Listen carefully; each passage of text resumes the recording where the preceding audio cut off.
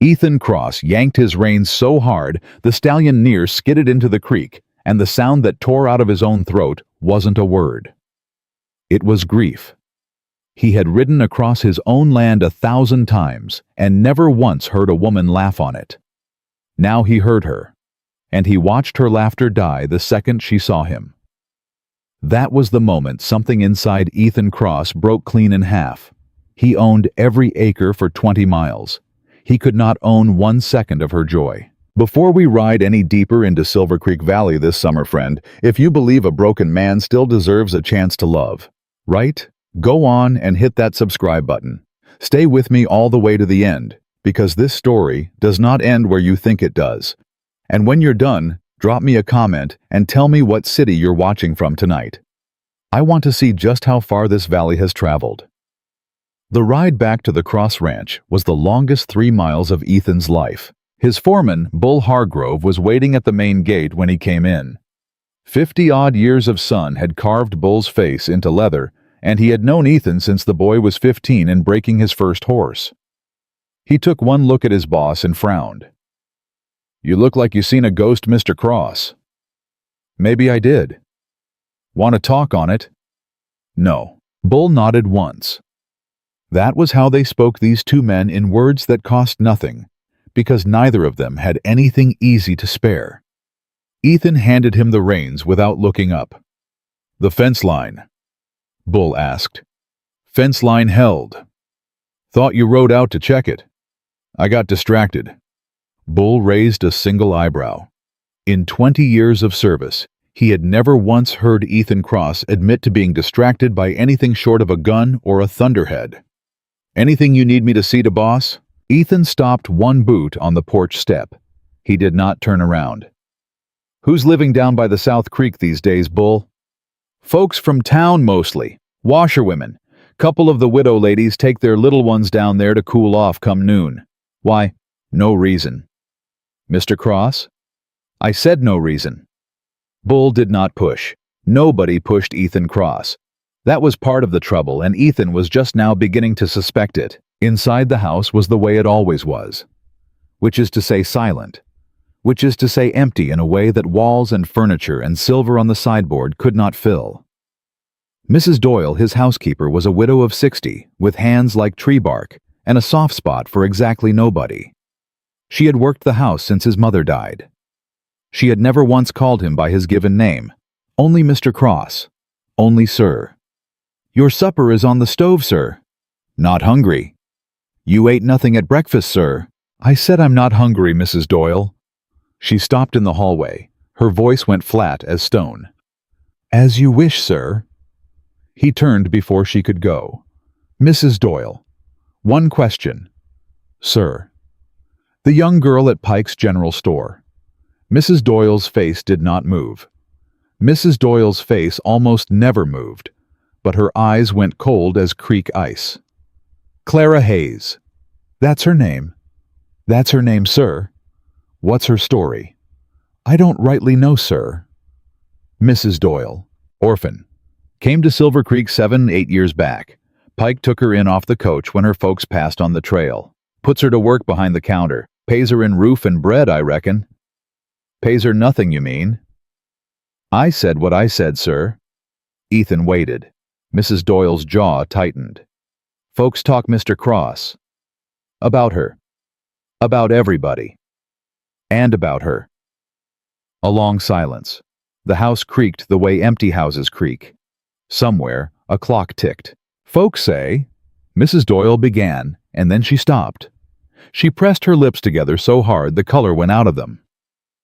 "Folks say Silas Pike ain't the charitable sort. And whatever he took that girl in for, sir, it weren't mercy." Ethan felt the thing in his chest crack another inch. "That'll be all, Mrs. Doyle." "Sir." "And Mrs. Doyle." "Sir. If you ever hear tell of what Pike's got planned for her, you come to me. Direct. You bypass Bull. You come to me." For the first time in 11 years, Mrs. Doyle looked at him like he was a man and not a mister. "Yes, sir," she said. And softer. "Yes, sir." She left him standing in his own hallway. A mansion. 16 rooms. Silver on the sideboard. portraits on the walls of people he could not name, and nothing, not one living thing that needed him. He ate nothing that night. He did not sleep. He rode into Silver Creek just past sunup, and half the town stopped to watch him come. That was the way of it. Always had been. Ethan Cross rode down Main Street, and men touched their hats, and women called their children off the boardwalk, and shopkeepers straightened their aprons. Not out of love, out of a certain hopeful fear. He held paper on half the businesses in town. He could put a man on the road with a signature. He had never abused the power. He had never needed to. The fear did his work for him. Today, for the first time in a long time, he hated the sound of his own spurs. He tied his horse outside Pike's General Store.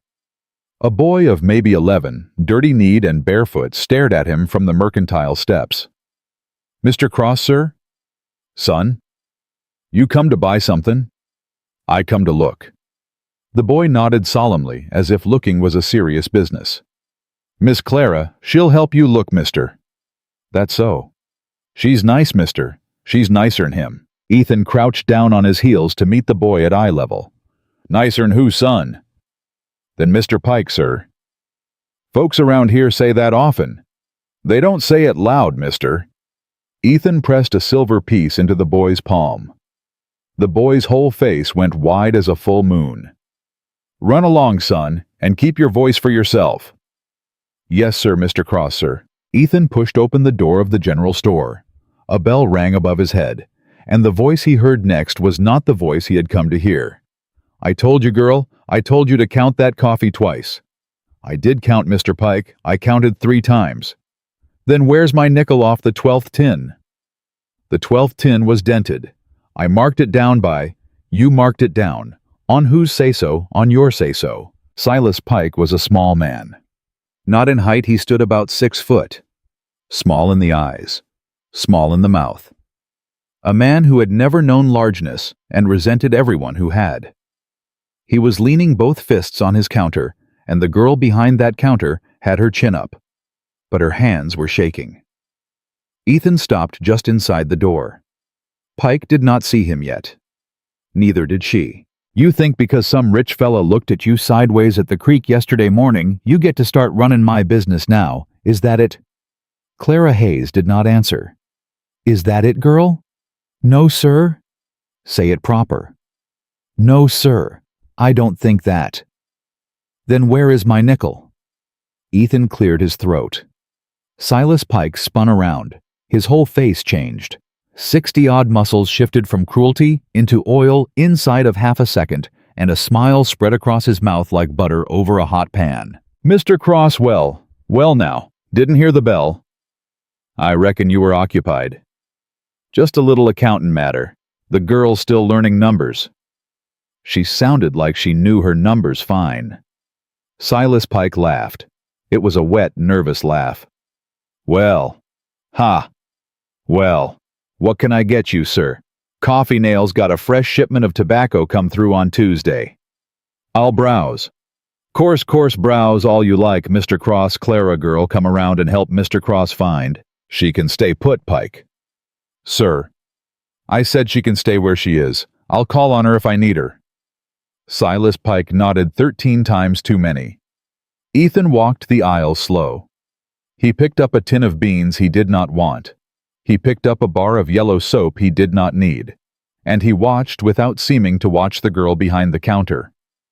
She was staring at the floorboards. She had not lifted her eyes once. Yesterday she had lifted her face to the sky and laughed. Today she would not lift her face to the floor. The bell rang again. Clara Hayes flinched like somebody had drawn a gun. The man who walked in was heavy-set through the shoulders, clean-shaven, wearing a coat that cost more than most men in Silver Creek made in 6 months. His boots were good. His hat was better. He smelled of bay rum, and something sweeter underneath it, something that made Ethan think of a smokehouse gone bad. "Miss Hayes." Clara did not answer. "Miss Hayes." Silas Pike stepped in quick. Mr. Quinn, sir. We weren't expecting you till—" "I wasn't expecting to have to come twice, Silas." "No, sir." The arrangement was clear. It is clear. It is, sir. Absolute. Then why is my bride still standing behind your counter? The word landed like a rifle going off in a closed room. Ethan Cross did not move. He did not turn. He did not look up from the shelf of soaps, but every muscle in his body went to iron. Jasper Quinn leaned his palms on the counter. He leaned close enough that Clara Hayes had to step back or else touch him. End of summer, Miss Hayes. We agreed. You agreed, Clara said. Her voice was so low, Ethan nearly missed it. What was that? I said you agreed, Mr. Quinn. Girl, Silas Pike hissed. I did not agree. She didn't mean that, sir, Pike said very fast, very smooth. She's tired. She's been working long hours. I heard her fine, Silas. Jasper Quinn smiled. His teeth were very white and very even, and Ethan had seen smiles exactly like it on auctioneers and horse traders and men who had come to foreclose. She's just a bit skittish, like a filly ain't been broke yet. Don't fret on it, that's all. That's all, sir. That's just all. End of summer, Miss Hayes. I'll be back every Tuesday from now till then to see you, just to keep you familiar. Clara said nothing. Say yes, Miss Hayes. Silence. Say yes, girl, Pike snapped. Yes. It came out of her like a stone being pried loose from a boot. Jasper Quinn tipped his hat to her. Then he turned and he noticed Ethan for the first time, and his whole face went through that same quick oil slick change that Pike's had earlier. Mr. Cross. Mr. Quinn. Didn't see you there, sir. I was being quiet. A quiet man, Mr. Cross. Folks don't rightly say that about you. Folks don't know everything they say, Mr. Quinn. Something passed between the two men that had no words in it. It was the look of two wolves who had just met at the same carcass and were deciding silently which one would walk away hungry. Well, Jasper Quinn said. Good to make your acquaintance at last. Heard a great deal about you. Likewise. I'll be seeing you around the valley, I reckon. You reckon right. Jasper Quinn walked out. The bell rang. Silas Pike let out a breath like he had been holding it 3 days. Well, Pike said. Well, nothing to fuss about there, Mr. Cross. Private business. Old arrangement. Nothing to fuss. Ethan set down the soap. He set down the beans. He walked to the counter. Clara Hayes still would not look up. Miss Hayes. Her eyes came up. They were the green-brown of creek water over stone. They were red-rimmed. And something in the back of them, something Ethan recognized, because he had worn the same thing for 20 years, said please and do not, and help me and go away all at once. Ma'am, Ethan said. His voice was rougher than he meant it. I reckon I'll take the soap. Yes, sir. And a pound of coffee. Yes, sir. And you keep the change. Sir, I can't. You keep it, Miss Hayes. He set a gold piece on the counter. A gold piece was 10 times what the goods were worth. Silas Pike's eyes went wide, then narrow, then wide again. Now, Mr. Cross, that's mighty generous, but the money here goes to the till. That's how I said she keeps it, Pike. But I'm the proprietor, You're the proprietor, she's the clerk. The clerk keeps the change. That's how it works in my house. This ain't your house, sir. Ethan looked at Silas Pike then. Really looked. And whatever Silas Pike saw in the look, he went quiet, and he went quiet fast. No, Ethan said. It ain't. Yet. He did not say the last word, but Silas Pike heard it anyway. Ethan tipped his hat to Clara. Not to Pike. He tipped it to her alone, a full, slow tip, the way a man tips his hat to a lady at a church social. And for 1/2 second, one flick, one breath, she lifted her chin, and he saw her. Saw the girl from the creek. Saw the one who had laughed. Then the counter and the daylight, and Silas Pike swallowed her up again. Ethan walked out. He did not remember mounting his horse. He did not remember the ride out of town. He remembered Clara's hand, though, trembling on the counter, closing around a gold piece she had not earned by Silas Pike's bookkeeping and had earned by every bookkeeping that mattered. He remembered Jasper Quinn's white teeth. He remembered the word bride. End of summer. 3 months near enough. 3 months until a girl who had laughed at a creek was handed off to a man who smiled like a wolf. Ethan Cross rode the long way home. He rode past fences he owned, and cattle he owned, and water he owned. He rode past a stand of cottonwoods where his mother used to sit on Sundays back, before Sundays had stopped meaning anything at all. He rode into his own yard at dusk and found Bull Hargrove still waiting, as if Bull had known all along he would need waiting on. Supper, boss. No.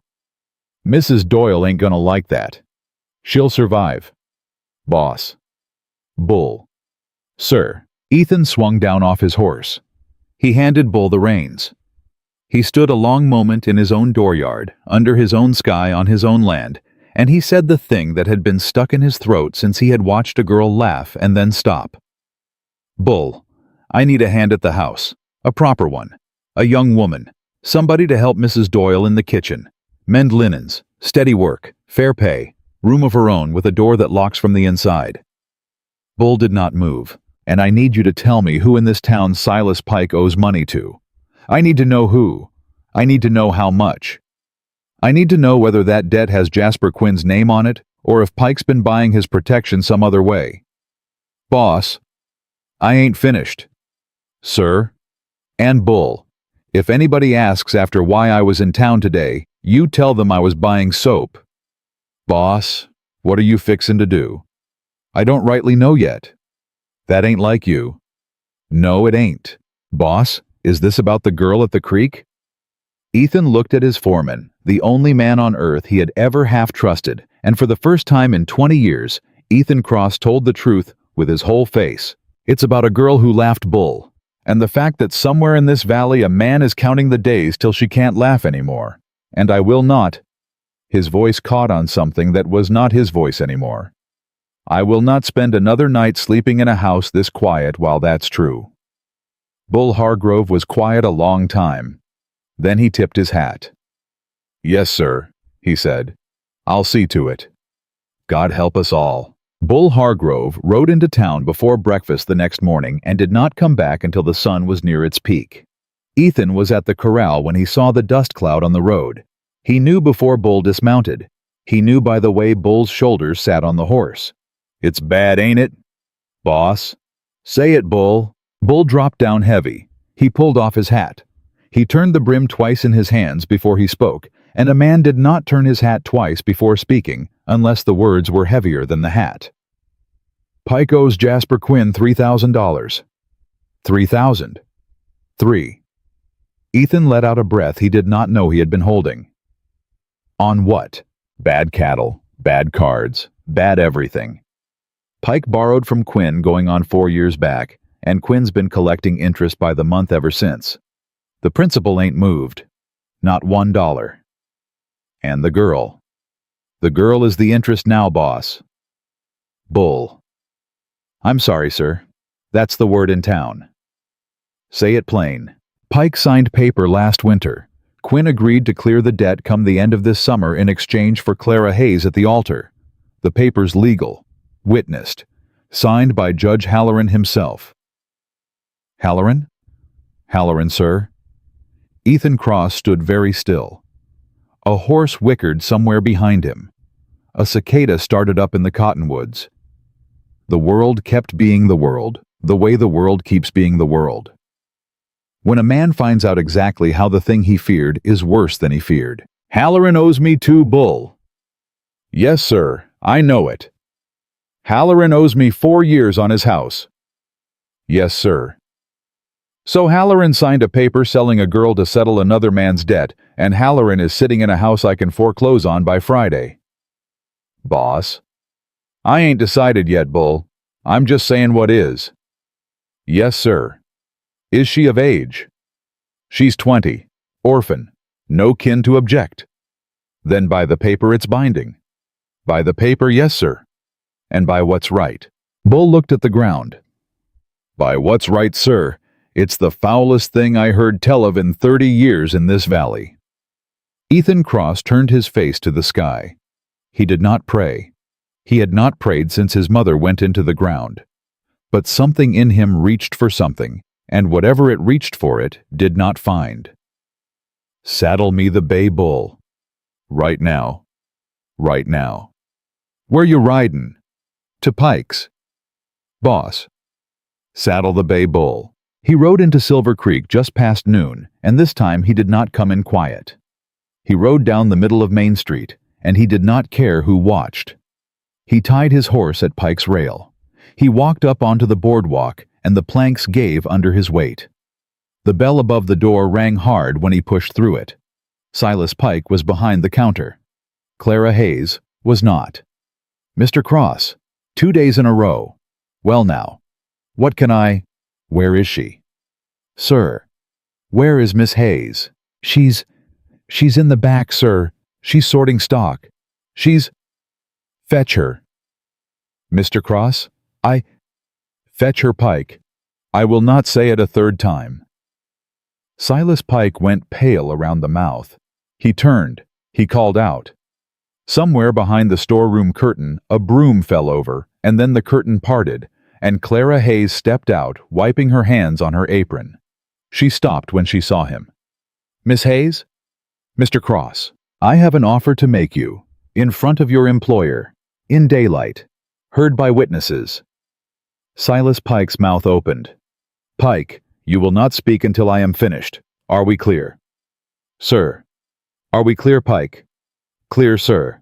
Miss Hayes, I am in need of a second hand at my house. Mrs. Doyle is getting on in years. The work is too much for one woman. The wage is $12 a month plus room plus board. You will have a door that locks from the inside.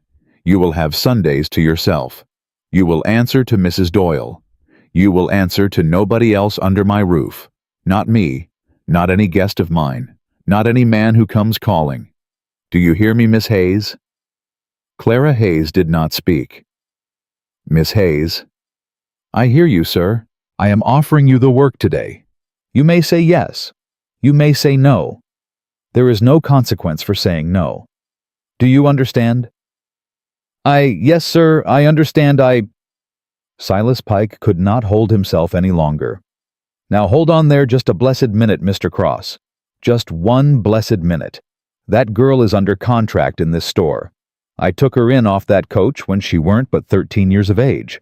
Fed her, housed her, put a roof over, worked her for no wages. I fed her. You fed her. You did not pay her. You do not own her, Pike. That ain't, I never said I. Then she is free to take other work. She's promised Mr. Cross. She's promised to another man. You know it. The whole town knows it. You can't come in here and... Promised by who, Pike? By you, Pike. Promised by you. To settle your debt. Say it. Silas Pike said nothing. Clara Hayes made a small sound that was not quite a sob and not quite a word, and her hand came up and pressed flat against the countertop as if the counter were the only thing holding her standing. Miss Hayes, Ethan said, and his voice gentled so sudden it was a different voice. Miss Hayes, look at me, please. She looked. The paper Mr. Pike signed. Do you know about it? I know some, sir. Did you sign it?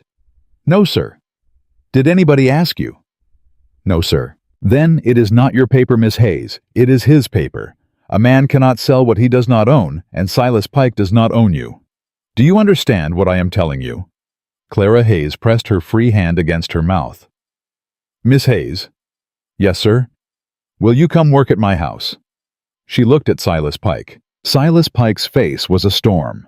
He was trying to decide right there in front of both of them whether to beg or to threaten. And Ethan watched him try, and Ethan almost felt sorry for him, and then Ethan remembered a girl's shaking hand on a counter, and the feeling passed. Clara, Pike said. His voice was soft now. Dangerous soft. Clara girl, you know what happens if you walk out that door. You know what Mr. Quinn will do. You know what he'll do to me. You want that on your soul, girl? You want a man's ruin on your soul. Pike, Ethan said. I ain't talking to you, Cross. You are talking to her in my hearing, and you will speak civil, or you will not speak. This is my store cross. This is her life pike. Clara, Clara, look at me. Look at me, girl. You got no people. You got nobody. You walk out with him, every tongue in Silver Creek is gonna say what they're already fixin' to say. You know what they'll say. You know. Clara Hayes closed her eyes. They'll say I sold myself. Clara girl. They'll say I spread my skirts for him to climb out of this store. That ain't Clara, I never said. You did not have to say it, Mr. Pike. She opened her eyes. Ethan Cross had been waiting for a chance to see those eyes again, and now he saw them, and what was in them was not the creek bright brown he remembered, and not the red-rimmed fright from yesterday. What was in them was fury, not at him, not at Pike, at the world. Let them say it, Clara Hayes said. Clara, let them say every word they want to say, Mr. Pike. I have listened to this town's tongue for 7 years. I have listened to it when I was 13 and hungry. I have listened to it when I was 15 and did not understand half of what was being said about me. I have listened to it every Sunday in church when the women's eyes followed me down the pew. Let them say what they want, Mr. Pike. They were going to say it anyway. She untied her apron. She folded it slow and careful, and she set it on the counter. Mr. Cross. Miss Hayes. I accept the work. Silas Pike slammed his fist on the counter so hard the coffee tins rattled. You will not, girl. You will not. I will write to Jasper Quinn this hour. I will tell him every word. Every word, girl. You think on what you are doing. I have thought on it, Mr. Pike. You have not thought on it near enough. I have thought on it every night for a year. Silas Pike raised his hand. He did not strike her. He got it halfway up, and then he remembered who was standing 3 feet to his left, and his hand hung in the air like a thing that had forgotten what it was for.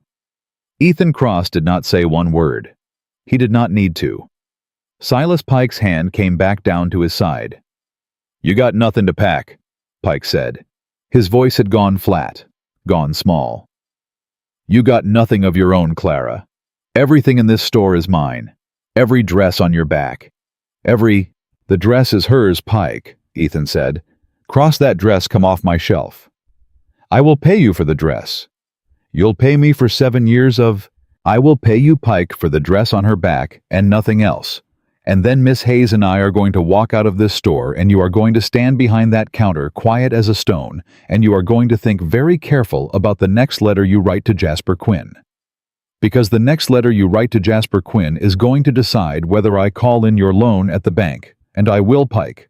Ask anyone in this valley if Ethan Cross calls in loans. Silas Pike stood behind his counter. He did not speak. He did not look up. Ethan set coins on the counter, more coins than the dress was worth. He held the door open. Miss Hayes. Clara Hayes walked out of Pike's General Store into the broad noon light of Silver Creek, and every soul on Main Street watched her go. Women stopped in doorways. A blacksmith let his hammer pause mid-swing.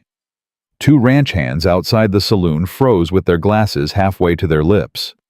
The barber stepped onto his boardwalk wiping his hands on a towel, and he did not wipe them again for a full minute. Ethan handed her up onto the bay behind him. He did not give one look to any person in that street. He rode out of Silver Creek with Clara Hayes's hands clenched in the back of his coat, and he knew the way a man knows a thunderhead 2 counties off, that he had just set fire to a town that was going to burn him for it. He did not care. They did not speak the 1st mile. They did not speak the 2nd. In the 3rd mile, Clara Hayes said very small, Mr. Cross. Miss Hayes. Why did you do that? Because it needed doing, Miss Hayes. That is not an answer, sir. He almost smiled. He almost.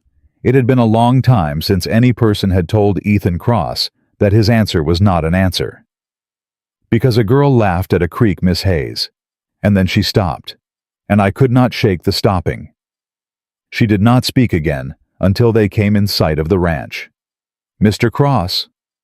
Miss Hayes, I am not the thing Mr. Pike said I was. I want you to know that before I cross that gate. Miss Hayes, I want you to know it. Miss Hayes, I never thought you were. Folks will say I am. Folks will say a great deal of things, Miss Hayes. My job will be not to listen. Your job will be not to break. Is that an order, sir? It is a hope. She did not answer, but behind him her hands unclenched from his coat, and for one breath she let her forehead rest against his shoulder blade. It was not a lean. It was not a touch. It was a girl who had stood up too long, finally permitting herself 1 second of not standing. Ethan Cross rode the rest of the way home without breathing. Mrs. Doyle was on the porch when they came into the yard. She had her arms folded over her apron. Bull Hargrove stood at the corral with his hat pulled low. 3 ranch hands had found very sudden reasons to be near the main house, and all 3 of them were staring at the saddle and the second rider with their mouths open in a way that made Ethan want to send them to fix a fence 20 miles off. He helped Clara down. Her knees gave when her feet hit the ground. He caught her elbow. He set her upright. Miss Hayes, this is Mrs. Doyle. She runs the house. You will do as she says. Mrs. Doyle did not move off the porch. Mrs. Doyle, Ethan said, this is Miss Clara Hayes.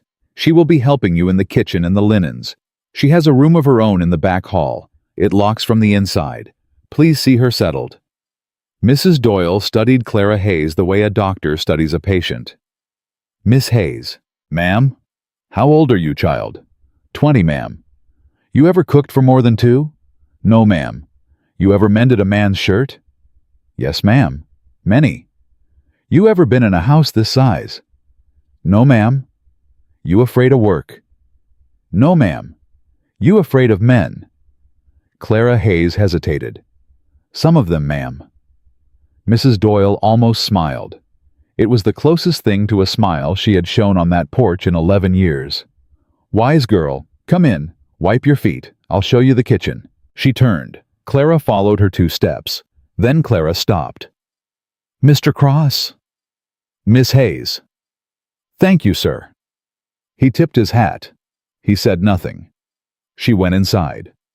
The second the door closed behind her, Bull Hargrove was at Ethan's elbow. Boss? I know Bull. You don't know. Quinn came through not an hour ago. Here? On the road. Riding toward town. He knew boss. He knew before you got back.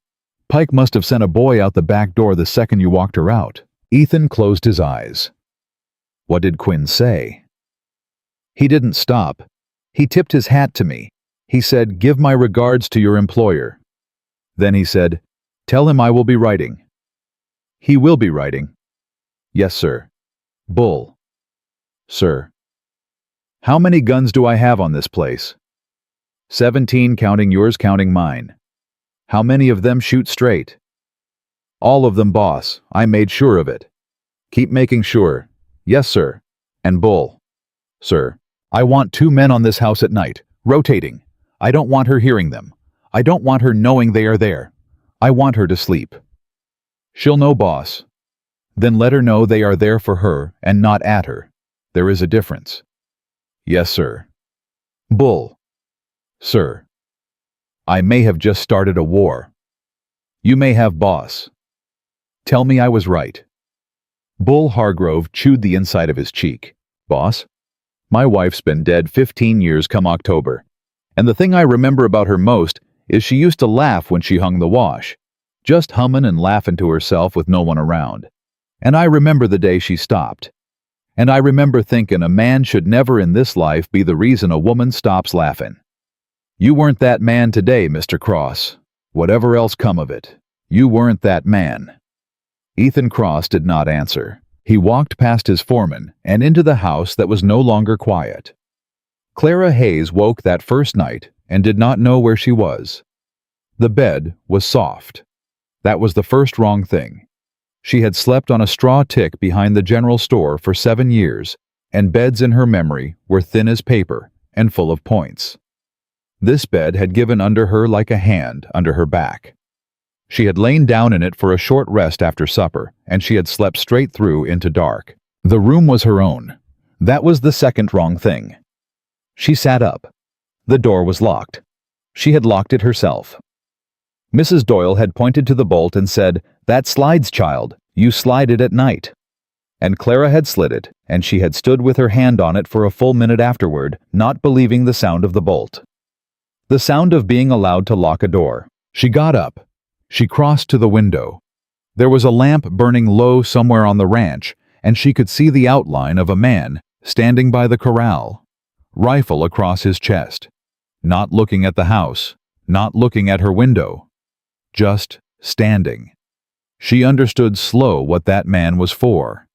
She sat back down on the edge of the bed, and she put her face in her hands, and for the first time in 7 years, Clara Hayes cried where no one could hear her. Not loud, not long, just enough. When she wiped her face and looked up, she saw that Mrs. Doyle had laid out a clean dress on the chair by the washstand. Plain gray, but clean, and folded with care. A dress that had not been on Silas Pike's shelf. A dress somebody had thought to put there for her. Clara Hayes stared at that dress a long time. Then she lay back down, and she slept. In the main house, Ethan Cross did not sleep. He sat in the front room with a lamp burning, and a letter on the desk in front of him, and he had been staring at the letter for an hour. The letter was from Jasper Quinn. It had been delivered by a boy on a fast horse just after dark, and the boy had ridden off without waiting for a reply. The letter was short. Mr. Cross, it read. I understand you have taken possession of property that is under contract to me. I am certain this is a misunderstanding. I am certain you did not know. I will call on you Monday morning to receive Miss Hayes and to settle the matter as gentlemen.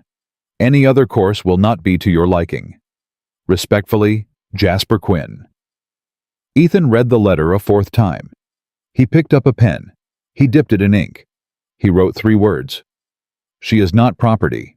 He signed his name. He folded the letter. He sealed it. Bull. Bull Hargrove was in the doorway before the word was fully out. Bull slept like a cat when Ethan was awake. Sir? Ride this to Quinn's place before sunup. Hand it to him direct. Do not hand it to a servant. Do not leave it at the door. Quinn. Personal. Yes, sir. Bull. Sir. He'll come Monday anyway. Yes, sir. Be ready. Yes, sir. Bull turned to go. Bull? Sir. She slept. Ma'am Doyle says she slept through like the dead boss. Good. Boss. What? Mrs. Doyle is making biscuits at this hour. What? Biscuits, sir. She has the oven hot. She has flour on her apron. I walked past the kitchen and she was making biscuits, and I asked her what for, and she said, and I quote her direct, "The girl will want breakfast, Bull, and she will want it hot, and if you are standing in my doorway one more minute, I will put you to work chopping wood for it." Ethan Cross laughed. He did not mean to. It came out of him before he could stop it. One short, rough sound, the first laugh in his own house in more years than he could count. It shocked him.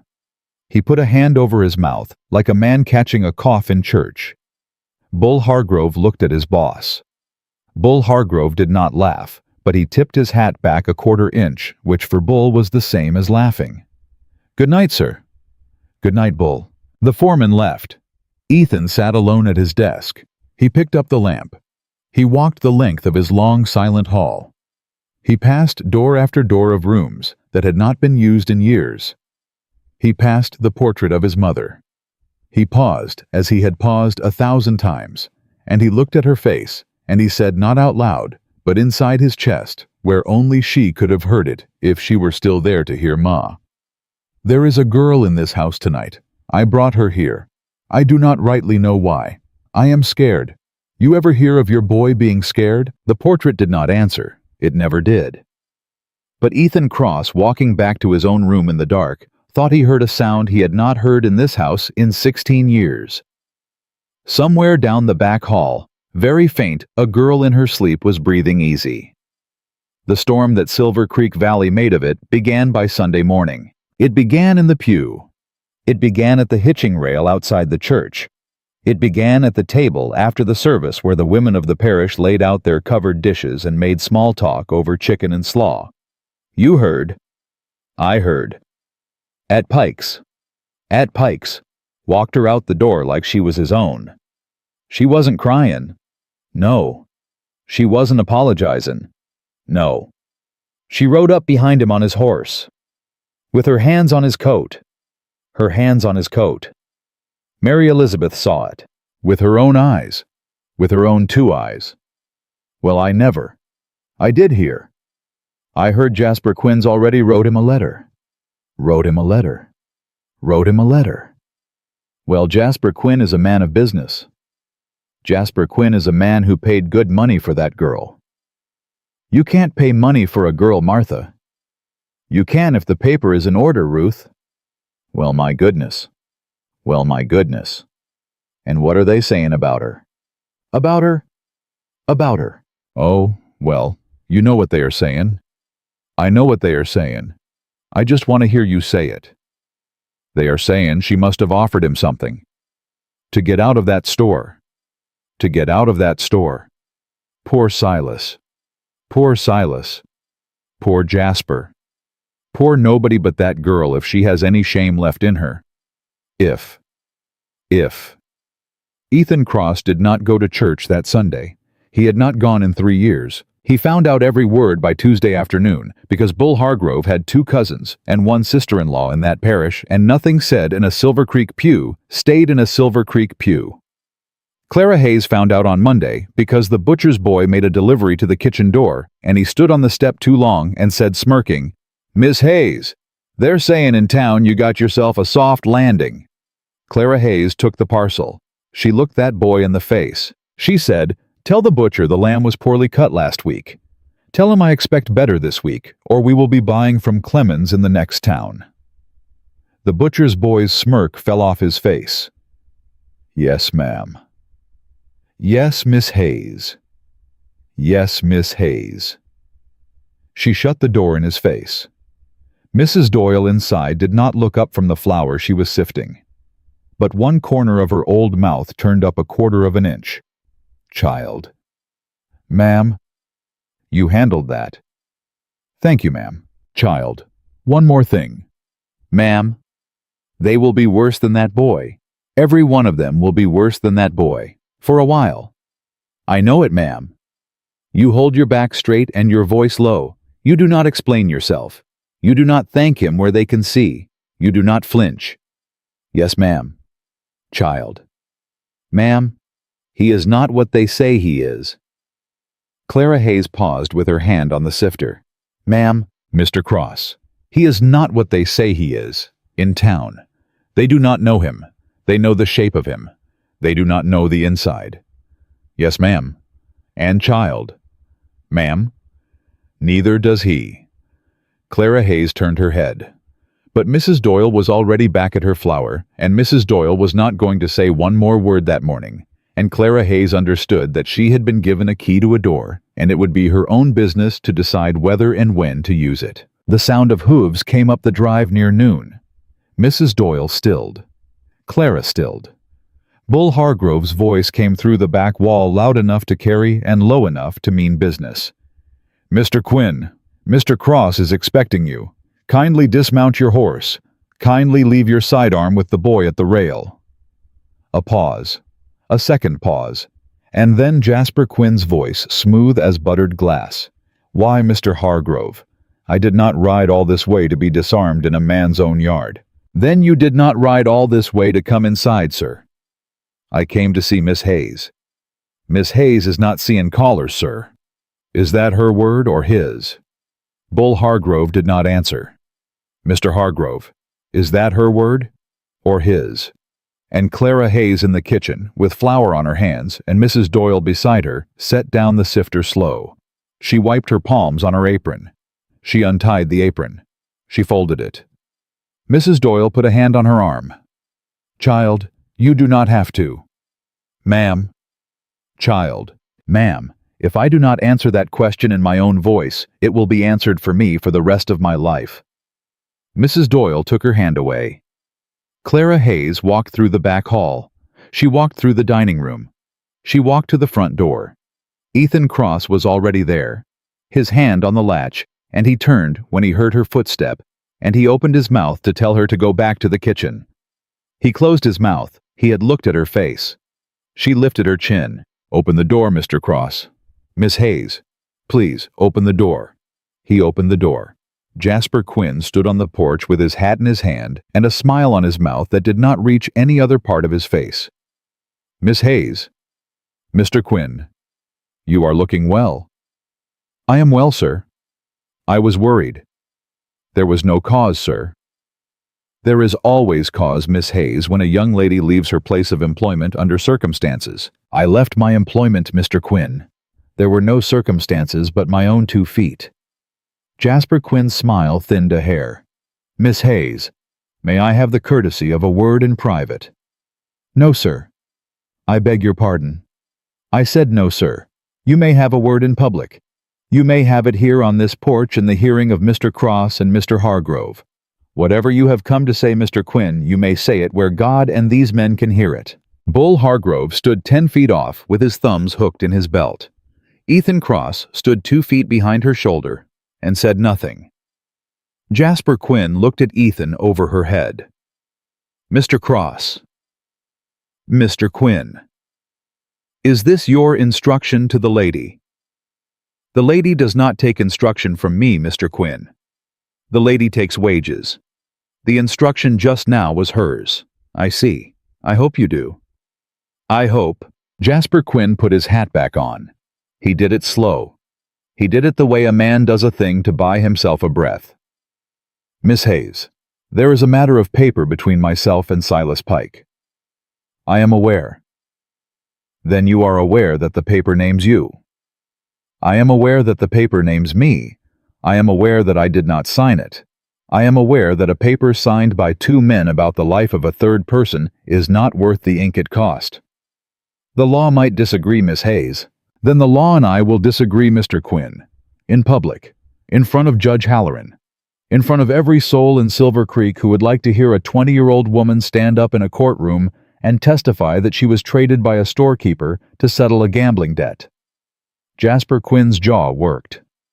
"Miss Hayes, you are making an error." "I am making my first right choice in 7 years, sir." "There are things you do not know about me." "I am counting on that, sir. I hope to keep it that way." Bull Hargrove made a sound in his throat that was not quite a laugh. Jasper Quinn turned his head sharp. "Something amusing, Mr. Hargrove?" "No, sir. Just a tickle in my throat, sir." "Tend to it." "I will, sir. Thank you, sir." Jasper Quinn turned back to Clara. His voice dropped lower. Not kind. The opposite of kind. The voice of a man who had just decided to move from persuasion into a different kind of business altogether. "Miss Hayes, I am going to say a thing now that I did not wish to say in this company. I am going to say it anyway, because you have made me." "Say it, sir." "Your mother." Clara Hayes did not move. "I said your mother, Miss Hayes." "I heard you, sir." "Your mother and I were acquainted." "My mother is dead, sir." "Your mother is dead. Your mother was also in arrears to me at the time of her death." "Sir, $74, borrowed in the spring of the year she and your father left Missouri. Borrowed against a stake in a claim that did not pan out. Your father did not live to pay it. Your mother did not live to pay it. Under the laws of this territory, a debt of the blood passes to the blood. Miss Hayes, you owe me $74 and 7 years of interest. And when Silas Pike came to me 4 years ago to settle his own matter, I was already the legal inheritor of yours." Clara Hayes took one small step back. Ethan Cross's hand came up behind her shoulder. It did not touch. It hovered. A man who had never in his life put his hand on a woman's back without permission was asking with the space of his palm whether she needed him to. She did not lean back. She did not need him to, yet. "Mr. Quinn," she said. Her voice was small. It was also not breaking. "You are telling me my mother was in your debt." "I am Miss Hayes, and that this is why you took Mr. Pike's paper." "I am." "Do you have the note, Mr. Quinn?" "I do." "Signed by her hand?" "Signed by her hand." "I should like to see it." "In due course, Miss Hayes." "No, sir, not in due course. Now." "Miss Hayes, a man does not carry such a document on his person." A man who has ridden 4 miles to my door to tell me of it ought to have thought to bring it, Mr. Quinn. A man who has not brought it ought to consider whether it exists." A silence. Bull Hargrove did not make a sound. Ethan Cross did not make a sound. Jasper Quinn's face went through 3 colors in 4 seconds. "You are calling me a liar, Miss Hayes." "I am asking you to prove a thing you have just said in front of 2 witnesses, sir. That is not the same." "It is the same in any county I have ridden through." "Then you have ridden through poor counties, sir." Ethan Cross behind her let out a breath he had been holding for what felt like a year. Jasper Quinn took 1 step forward. Bull Hargrove took 2 steps forward. Jasper Quinn stopped. "Mr. Cross?"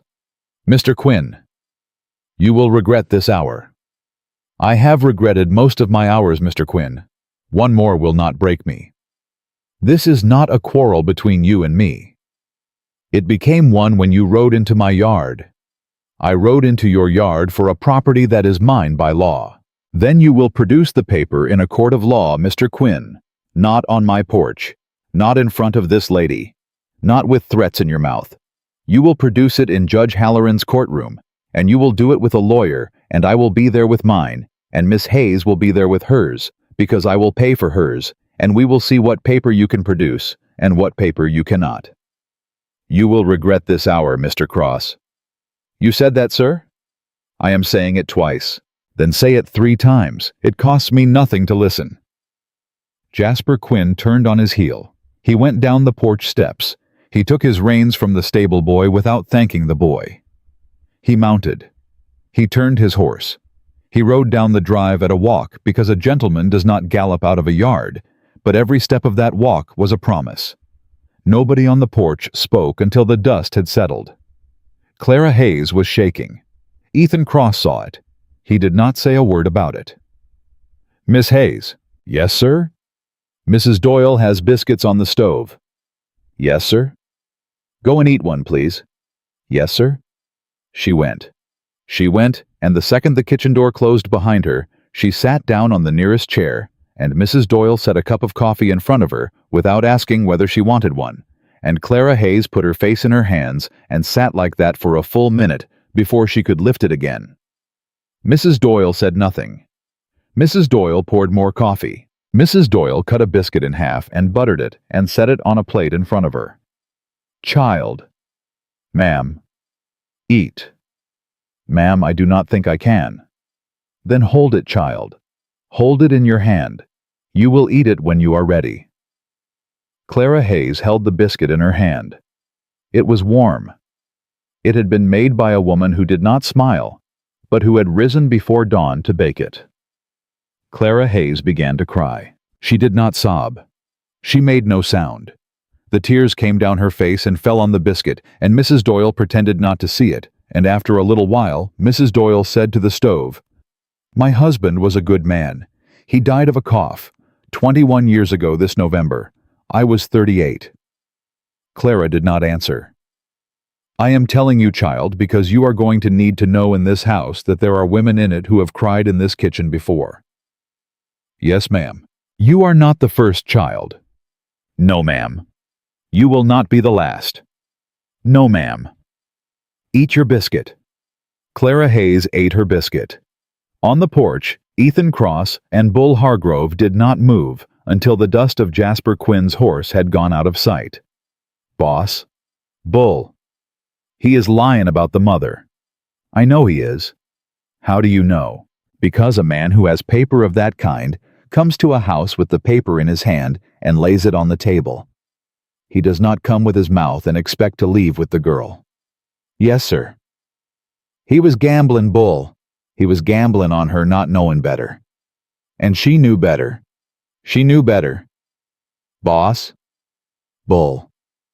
"That girl just faced down Jasper Quinn on your porch without blinking." "I noticed, Bull." "Boss."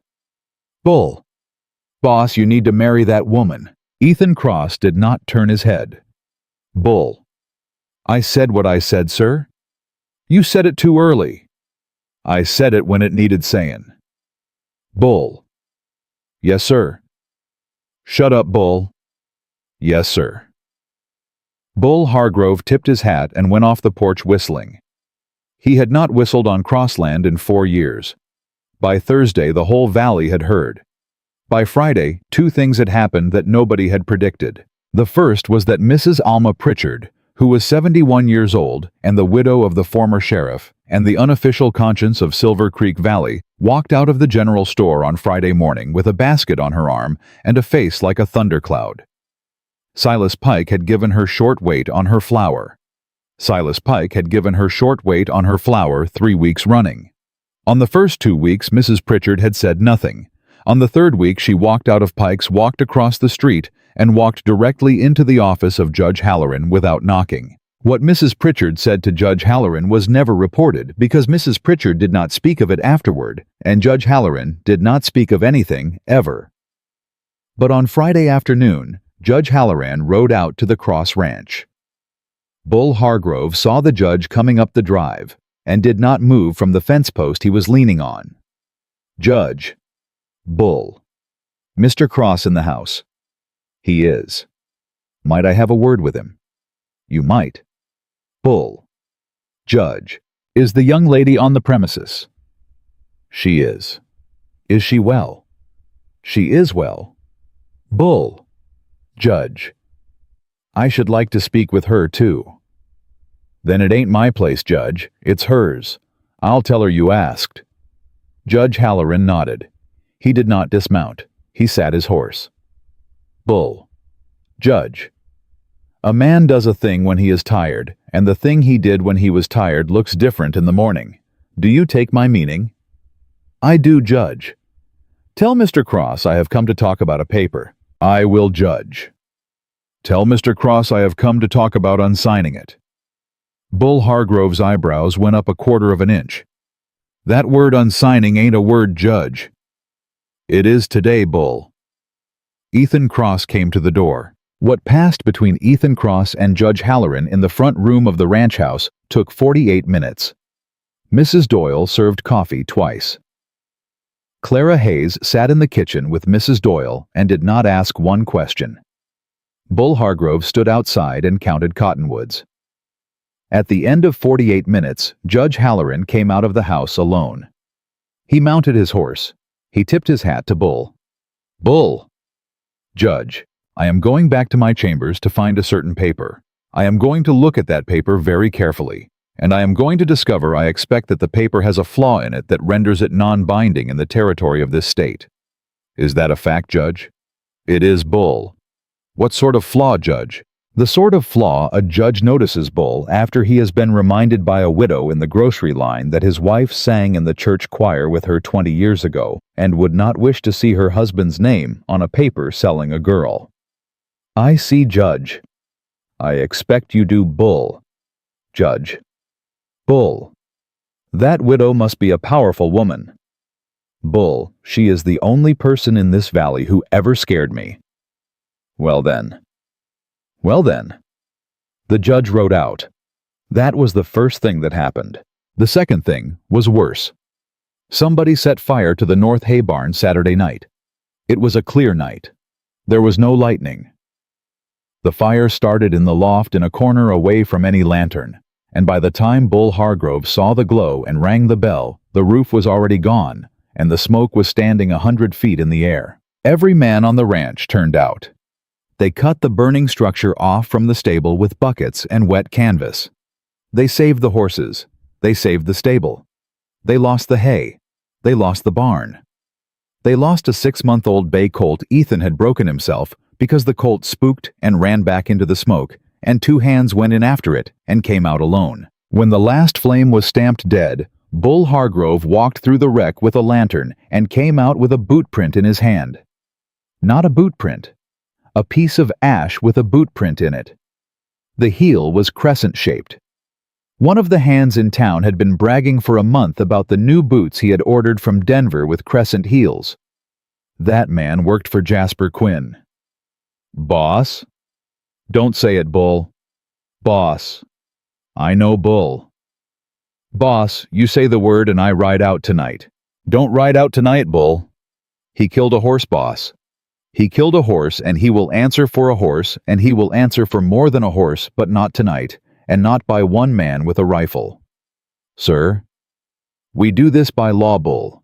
We do this by paper. We do this by daylight, because if we do this by the gun, we become what they have been calling us, and I will not give them the satisfaction. Yes, sir. Bull. Sir. Double the watch on the house. Yes, sir. Triple it. Yes, sir. And Bull. Sir. Do not tell the women about the boot print. No, sir. They know about the fire. They do not need to know the rest. No, sir. Clara Hayes did not sleep that Saturday night. She had watched from the window of her back room as the men beat the fire down. She had seen Ethan Cross carry water. She had seen Mrs. Doyle in her nightclothes running buckets with the men.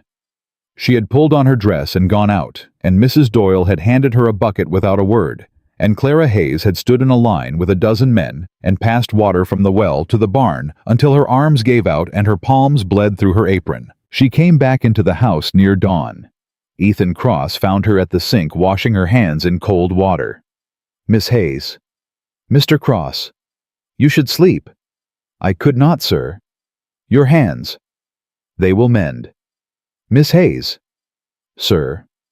I owe you an honest word. Sir. This fire was set. Clara Hayes stopped washing her hands. By who, sir? By a man who works for Mr. Quinn. You are certain? I am certain enough. Mr. Cross. Miss Hayes. This is because of me. This is because of him, Miss Hayes. Do not put his doings on your own back. It is because of me, sir. Miss Hayes. It is because of me, Mr. Cross. A horse is dead because I am standing in this kitchen. A barn is gone because I would not go back to Silas Pike. Men worked through the night because... Miss Hayes. Sir. Look at me, please. She looked. The horse was not killed by you. The barn was not burned by you. The men did not work by your doing. The men worked because they work for me, and I chose you. And I will choose you again tomorrow if it burns another barn, and I will choose you the day after that if it burns the house. Do you hear me? She could not answer. Miss Hayes, do you hear me? I hear you, sir. Good. Mr. Cross. Miss Hayes. Why? Why what? Why will you choose me again tomorrow? Ethan Cross opened his mouth. He closed it. He opened it again. A man who had built an empire by speaking short and meaning what he spoke found in his own kitchen that he did not have words for the only thing he needed to say. Miss Hayes. Sir. I do not rightly know. Sir.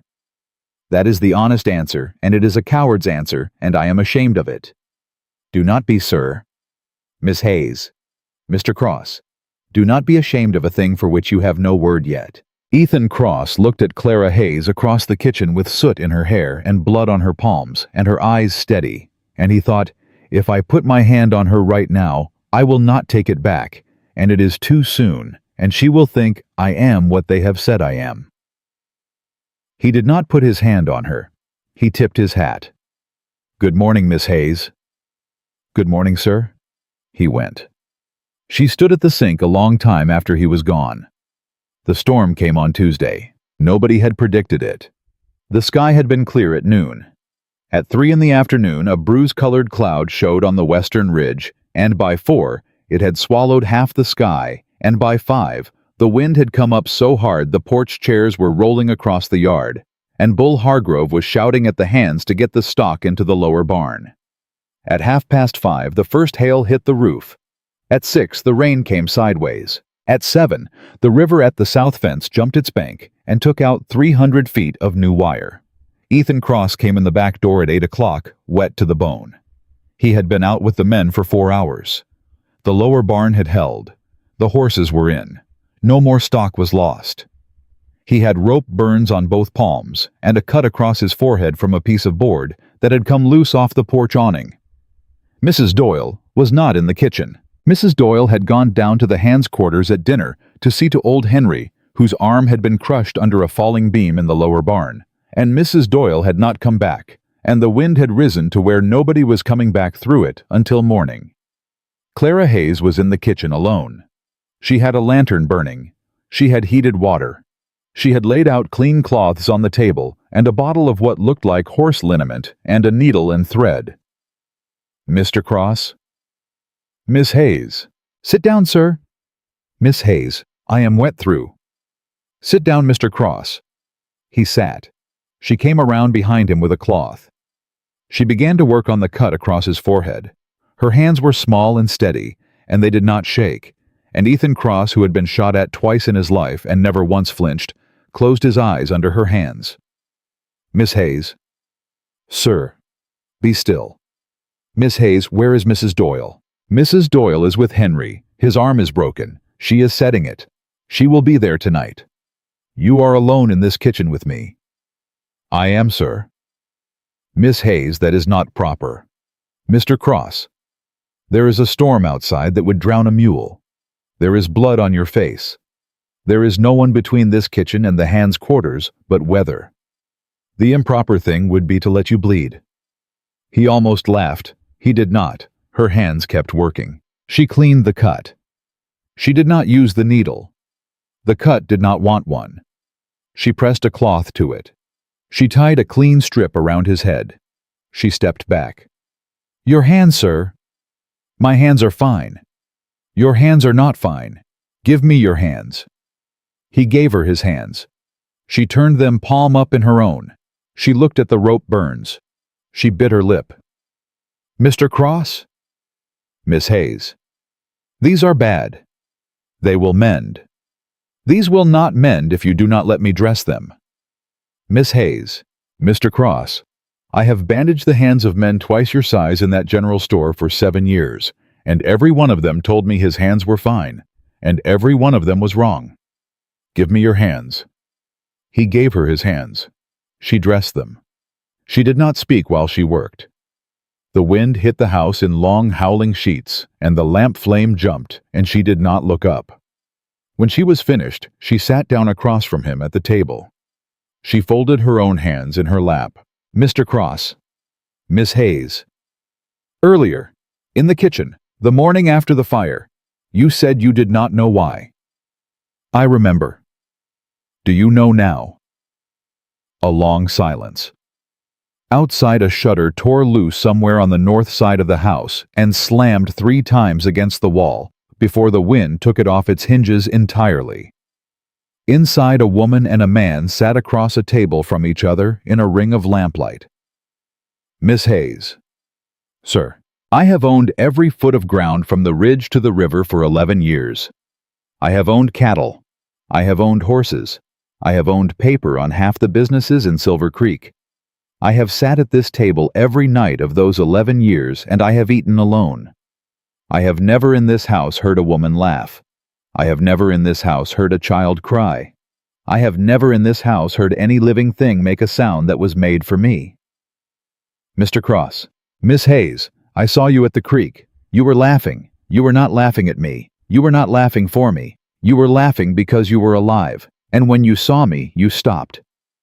"Sir."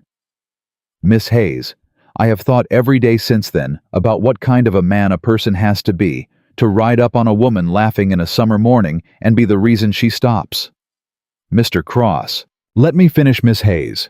I have thought every day since then that I have built an empire that runs joy off its own land. I did not know I had done it. I know it now, and I cannot go on knowing it. I cannot go back to eating alone at this table. I will not. I would rather burn every barn I own than go back to that table the way it was." Clara Hayes was crying. She was not making any sound. "Miss Hayes, I am not asking you for anything. I want to say that plain. You are here because you chose to be here. You will stay for as long as you choose to stay.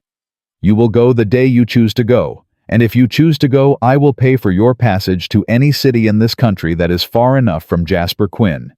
Do you hear me?"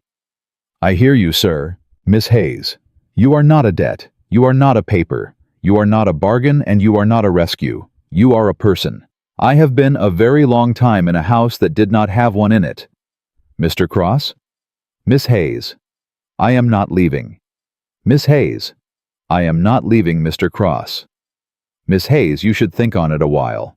I have thought on it every night since the fire, sir.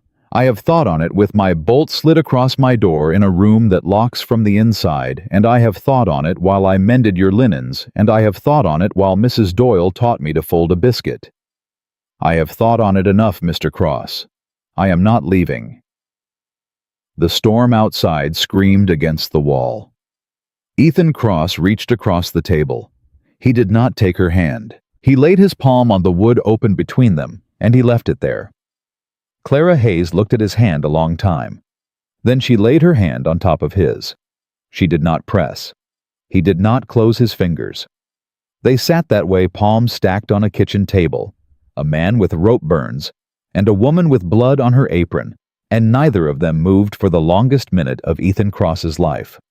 When she finally spoke, her voice was so soft he almost missed it under the wind. Mr. Cross. Miss Hayes. My given name is Clara. I know it. You may use it, sir, in this kitchen, when there is no one to hear. Ethan Cross closed his eyes. Clara. Yes, sir. Clara, my given name is Ethan. I know it, sir. You may use it. Ethan. Yes. Ethan. Yes, Clara. She took her hand off his. She did not take it back far.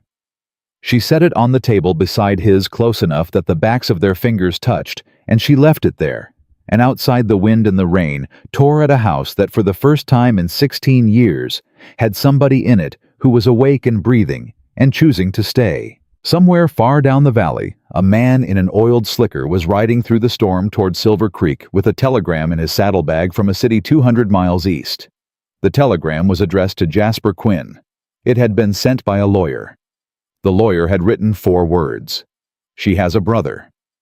The storm blew itself out sometime before dawn. Ethan Cross woke on the settee in the front room with a blanket over him. He did not remember pulling up. He had not gone to bed. He had walked Clara to her door at 2 in the morning, and he had stood in the hall until he heard the bolt slide across, and then he had come back to the front room and sat down and meant to keep watch until daylight. He had closed his eyes for 1 second. He had opened them to find the fire dead and the sky gray and a blanket on his shoulders. The blanket smelled of biscuits and lye soap. Mrs. Doyle.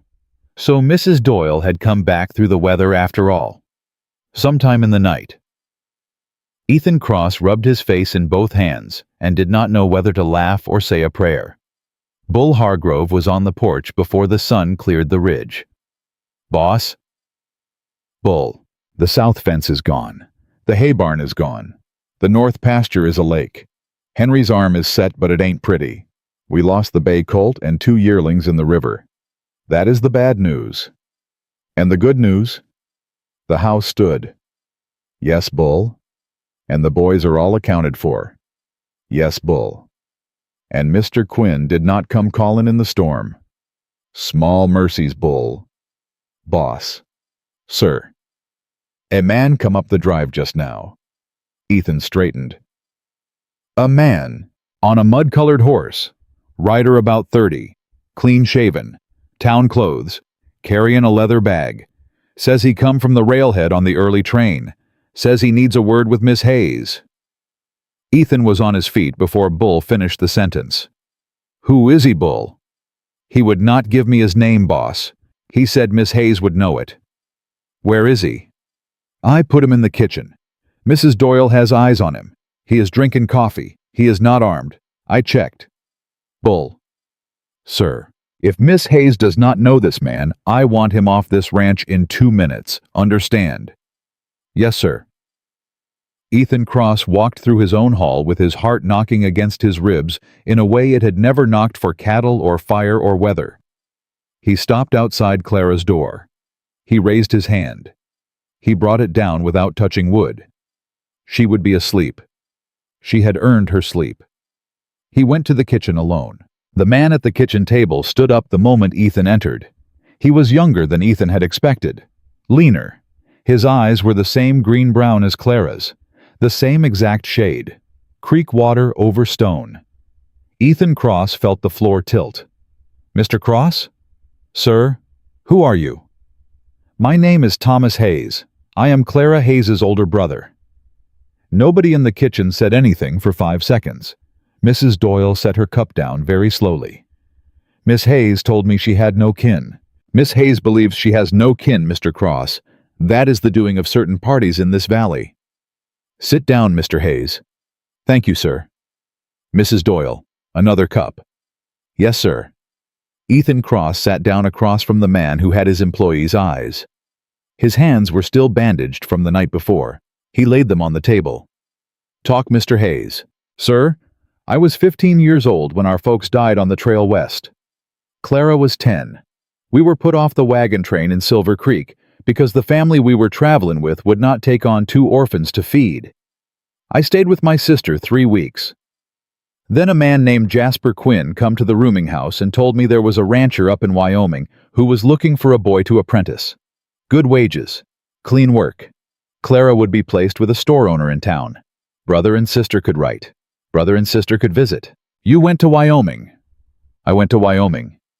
And there was no rancher in Wyoming, Mr. Cross. There was a cattle camp. I was put to work before I was old enough to shave. My letters to Clara came back marked, "No such person," at this address. I wrote to the store. I wrote to the rooming house. I wrote to the church. Every letter came back. For 5 years I believed my sister had died of fever in that rooming house. That was what the letter said that was waiting for me at the foreman's desk when I turned 16. Signed by Jasper Quinn, saying he was sorry to be the bearer, but the child had taken ill the winter after I left and had passed and had been buried in the town plot. Mr. Hayes. Sir? How did you learn she was living? 5 weeks ago, a cattle buyer from Silver Creek come through the camp to buy steers. He was drinking with the boys after supper, and he said a thing. He said Silas Pike had a pretty orphan girl behind his counter, name of Clara, been there 7 or 8 years, was getting married to Jasper Quinn end of this summer. Ethan Cross closed his eyes. Mr. Hayes? Sir? That is a long way from Wyoming. It is, sir. I quit the camp that night. I rode south. I took the train at Laramie. I rode 3 days on a mud-colored horse from the railhead. I have papers in this bag, Mr. Cross. I have a letter from my foreman verifying my identity. I have the deed to 160 acres of land I homesteaded north of the camp 3 years ago. I have the bank book for $1,140 I have saved in 5 years of punchin' cattle in a place God himself does not visit. I did not come to my sister empty-handed, sir. I came to take her home. Ethan Cross did not move. Mrs. Doyle did not move. Bull Hargrove, who had come in through the back door and was standing in the doorway without being noticed by any of them, did not move. Mr. Hayes. Sir? Your sister is asleep in the back of this house. Yes, sir. She does not know a single word of what you just told me. No, sir, she does not. Mr. Hayes, I need a minute. Take all the minutes you need, Mr. Cross. I have waited 5 years. I can wait an hour. Ethan Cross got up from the table. He walked out the back door of his own kitchen. He stood on the back porch with both hands on the rail, and he did not breathe for a count of 10. Then he breathed. Then he counted 10 more. Bull Hargrove came out behind him. Boss. Bull. You heard it. I heard it. Is he who he says he is? I believe he is. Boss. He come to take her home. I heard Bull. Boss. She has a brother. Yes, Bull. She has a brother. Boss. Don't say it yet, Bull. I ain't saying it, sir. You were gonna say it. I wasn't. You were. Boss. If she leaves, I know what happens if she leaves, Bull. Yes, sir. Bull. Sir. If she leaves, I let her leave. Yes, sir. Bull. Sir. If I do anything else, I am no better than Silas Pike. No, sir, you ain't. Go and wake Mrs. Doyle's biscuits, Bull. I will go and wake the lady. He knocked on her door 3 times. Miss Hayes. Clara. I am sorry to disturb you. One moment, Mr. Cross. He heard her moving. He heard the bolt slide. The door opened. Her hair was loose on her shoulders. She had pulled on yesterday's dress. Her eyes were soft with sleep still. Mr. Cross, is there news? Clara. Sir, there is news. Ethan, what is it? You are frightening me. A man has come to the ranch this morning, from the railhead. He says he is your brother. Clara Hayes put her hand against the doorframe. Sir. His name is Thomas Hayes. He is 30 years of age. He has your eyes, Clara. He has your eyes exactly. My brother is dead. He believes you were dead, Clara. He has just learned this month that you are not. Jasper Quinn lied to you. He lied to him. He lied to both of you for 10 years. Clara Hayes did not move. Mr. Cross? Yes. Where is he? In the kitchen. She moved. She was 3 steps down the hall before Ethan could say another word. He followed. She did not run. She walked very fast, very straight, her hair still loose, her feet in their morning shoes, and she walked into her own kitchen, and she stopped in the doorway. Thomas Hayes stood up from the table. He did not speak. She did not speak. They looked at each other across Mrs. Doyle's kitchen for the longest 5 seconds of Ethan Cross's life, and at the end of those 5 seconds, Clara Hayes said in a voice that was not a voice, in a voice that was the voice of a 10-year-old girl finding something she had stopped looking for, Tommy. Clara? You went to Wyoming. I never went anywhere you could find me, Clara. She walked across the kitchen. He did not come to meet her. She walked to him, and she stopped 2 feet from him, and she looked at his face, and she put one hand against his cheek, and her brother Thomas Hayes, who had punched cattle for 10 years without crying, once put his forehead down on his little sister's shoulder and sobbed like a child. Mrs. Doyle left the kitchen. Ethan Cross left the kitchen. Bull Hargrove, who had not been asked to leave the kitchen, left the kitchen. The 3 of them stood in the back hall of the house, and none of them looked at the others. Mrs. Doyle? Sir? Lay another plate for breakfast. Yes, sir. Bull? Sir. Have one of the boys ride for Judge Halloran. I want that paper of Quinn's in Halloran's hand before noon. Yes, sir. Bull? Sir. And ride to the telegraph. I want wires sent to the sheriff at Laramie and the sheriff at the nearest town to that Wyoming cattle camp. I want every scrap of paper on Jasper Quinn's head that exists. I want the record of every boy he ever placed. I want the record of every letter he ever intercepted. I want it all, Bull, and I want it in my hand before the week is out. Yes, sir. Bull. Sir. I am not going to lose this one by being slow. No, sir, you are not. They sat down together at the kitchen table. An hour later, Ethan Cross at one end, Mrs. Doyle at the other. Thomas Hayes on one long side, Clara Hayes on the other. Bull Hargrove had been invited. Bull Hargrove had declined because Bull Hargrove said a man should not eat in the boss's kitchen on a morning this holy. Mrs. Doyle had snorted and sent a plate out to him on the porch. Thomas Hayes ate like a man who had not eaten at a table with his sister in 10 years, which he had not. Clara Hayes watched her brother eat. She did not touch her own plate for 20 minutes. Every time her brother reached for the bread, she reached her hand toward his sleeve and then pulled it back. Every time her brother laughed at something Mrs. Doyle said, her mouth moved in the shape of his laugh without her meaning to. Clara. Tommy. Clara. I have a house. You have a house. 160 acres, north of the camp. Good land, not great. Good. I built a 2-room cabin with my own hands last summer. There is a loft. There is a porch. There is a well that does not run dry. Tommy. Clara. I come to take you home. The kitchen went quiet. Mrs. Doyle did not look up from her coffee. Ethan Cross set his fork down on his plate very carefully. Clara Hayes looked at her brother.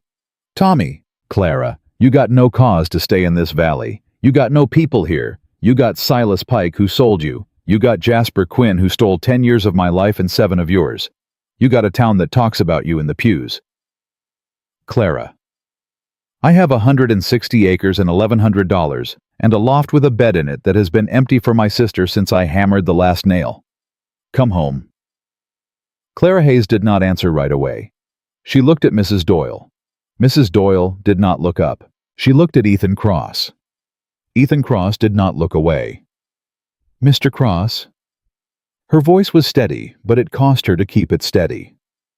"Clara, my brother has come a long way. He has. He is my family. He is. I have not had family in a long time. I know it. Mr. Cross. Clara. If I go with my brother to Wyoming, what happens here?" Ethan Cross folded his bandaged hands on the table. He looked at them a moment. Then he looked at her. "Clara, if you go with your brother to Wyoming, a man here will still fight Jasper Quinn in a courtroom. A man here will still pay for your lawyer. A man here will still see to it that every paper Quinn ever signed against you is burned in Judge Halloran's stove. A man here will put every dollar he has into making sure that no woman in this valley is ever sold on a piece of paper again.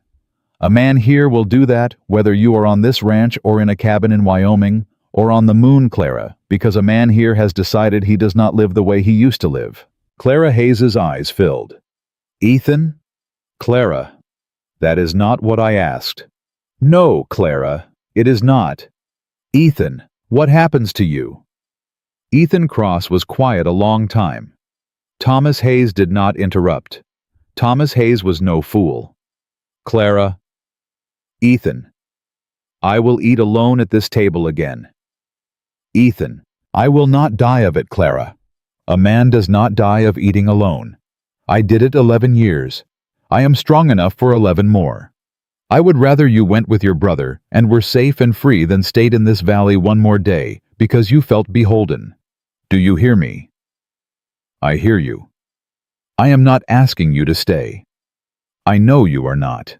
I am telling you that you may go, and I will be the one who puts you on the train, and I will be the one who stands on the platform, and there will not be one word of reproach in my mouth when the train pulls out. Do you hear me?" "I hear you, Ethan." Clara Hayes put her face in her hands. Mrs. Doyle reached across the table. She did not often touch people. She put her old hand on the girl's wrist. She did not say a word. Thomas Hayes looked at Ethan Cross. Ethan Cross looked at Thomas Hayes. Neither man spoke. But a thing passed between them across the kitchen table that was older than their name for it, and Thomas Hayes was the first to look away, because Thomas Hayes had understood, in the space of one long look, that the man at the head of this table was not what the cattle buyer had said he was. Thomas Hayes had ridden 3 days expecting to find his sister in the clutches of a cold-eyed rancher who had bought her from a storekeeper. Thomas Hayes had found instead a man who had just offered to put her on a train at his own cost, and to fight her enemies in a court at his own cost, and to expect nothing from her in return but her safety. "Mr. Cross? Mr. Hayes, I owe you a debt, sir." "You owe me nothing, Mr. Hayes. She is your sister. She was always going to be your sister." "Mr. Cross?" "Sir, I come into your kitchen this morning ready to fight you." "I know you did, Mr. Hayes. You saw it. I saw it. You did not lift a hand." "No, sir, I did not." "Mr. Cross, I have been 10 years in a cattle camp. I have known a great many men. I have known 4 or 5 I would trust with my own life. I have known one before today I would have trusted with my sisters. You are the second." "Mr. Hayes, let me finish, Mr. Cross. I will not be finished until I have said this. I rode here to take her home. That is still why I am here. But Clara will go where Clara chooses, because our mother raised her to choose, and our mother did not raise her to be told. I will put the question to my sister, and I will abide her answer. And if her answer is, she will stay in this valley, Mr. Cross, I want her staying in it under a name that cannot be taken from her by any man on any paper. Do you take my meaning, sir?" Ethan Cross did. He took it in one breath. Clara Hayes took her face out of her hands. "Tommy?" "Clara?" "Tommy, he has not asked me." "I know he has not, Clara." "Tommy, this is not the hour." "I know it is not, Clara. I did not say today. I said when. When.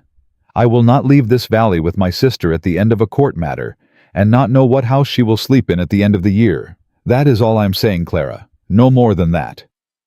Clara Hayes took a long, shaking breath. She looked at Ethan Cross. Ethan Cross, who had never in 34 years been asked a question without knowing the answer before the asking, did not know the answer, and let her see that he did not. "Ethan." "Clara." "I am not leaving." Ethan Cross closed his eyes. "I heard you the first time, Clara. I am saying it again, Ethan. For my brother. So that he hears it too. I am not leaving this valley. I am not leaving this house. I am not leaving this kitchen. I am staying because I chose to stay last night. And I am choosing to stay this morning, and I will choose it again tomorrow. And I will go on choosing it, Ethan. Because a woman who has not been permitted to choose anything for 7 years has a right to choose a place, and I have chosen mine. Clara, I have not answered the other question, Ethan, because the other question has not been asked, and I will not answer a question that has not been asked. But the first question I have answered, and I will answer it in front of my brother and in front of Mrs. Doyle and in front of God and this kitchen. I am staying." Thomas Hayes smiled. He smiled for the first time in the kitchen that morning. It was a slow smile. It was his sister's smile. It was the smile of a man who had been afraid all the way on the train that he would find a broken girl and had found instead a woman. "Good, Clara." "Tommy." "Yes." "You will build your cabin a little bigger." "Clara, you will build it with 3 rooms instead of 2, Tommy, because your sister will be coming to visit every summer for the rest of her life. And she will be bringing people with her, Tommy. She will be bringing whatever people God sees fit to give her. And those people will sleep in your loft and eat at your table and learn from their Uncle Tommy how to ride a horse and set a fence and build a well that does not run dry." Thomas Hayes put his hand over his mouth. "Yes, Clara. 3 rooms, Tommy. 3 rooms. And a porch wide enough for rocking chairs." "Wide enough for rocking chairs, Clara." "Good." She stood up. She walked around the table. She kissed her brother on the forehead the way their mother used to kiss him when he was 8 years old and had a fever. And Thomas Hayes, who had not cried at a cattle camp in 10 years, cried a second time in Mrs. Doyle's kitchen before the morning was out. Ethan Cross stood up too. He did not know where to put his hands. He put them on the back of his chair. "Mr. Hayes, Mr. Cross, you will stay with us." "Sir, you will stay in this house until this matter with Quinn is finished. You will have the East Room.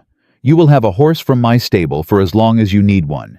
You will sit at this table for every meal, Mr. Hayes, because your sister has not had a brother at a table in 10 years, and she will have one at every table for as long as you are willing to sit at it." "Mr. Cross?" "Yes." "Thank you, sir." "You are welcome, Mr. Hayes." "Mr. Cross?" "Yes." "Ethan." Ethan Cross looked up. Thomas Hayes held out his hand across the table. Ethan Cross took it. They shook hands like men who had fought a war on the same side without meaning to, and Mrs. Doyle at the other end of the table sipped her coffee and did not say a word. But one corner of her old mouth was turned up a full half-inch, which was the widest smile anybody in Silver Creek had ever seen on Mrs. Doyle's face. Bull Hargrove chose that moment to come back through the kitchen door with his hat in his hand. "Boss?" "Bull." "Rider coming up the drive." "Who?" "Judge Halloran, and he ain't alone." "Who is with him?" "Sheriff Kearney." Ethan Cross straightened. "On a Tuesday morning." "On a Tuesday morning, sir." "Bull, what is Kearney carrying?" "He is carrying paper, boss." "What kind of paper?" "I could not see from the rail, sir." But Halloran come up the drive smiling, boss. I have known Halloran 11 years. I have never once seen him smile on a Tuesday. Ethan Cross set down his coffee cup. Clara Hayes set down hers. Thomas Hayes stood up from the table. Mrs. Doyle got up without a word and went to the front of the house to open the door, and Bull Hargrove stepped aside to let Ethan pass, and the 4 of them walked through the long hall of the Cross Ranch house together, not one of them ahead of the other, and Ethan Cross reached the front door with his bandaged hand on the latch and his heart in his throat, because a judge smiling on a Tuesday morning in Silver Creek Valley was a thing that had not happened in 11 years. And a thing that had not happened in 11 years was either the beginning of grace or the beginning of war, and he did not yet know which. He opened the door. Judge Halloran stood on the porch with Sheriff Kearney at his shoulder and a leather portfolio under his arm, and he did something Ethan Cross had never in 11 years seen him do. He took off his hat before he was invited to. "Mr. Cross?" "Judge." "Miss Hayes." "Judge." "Mr. Hayes."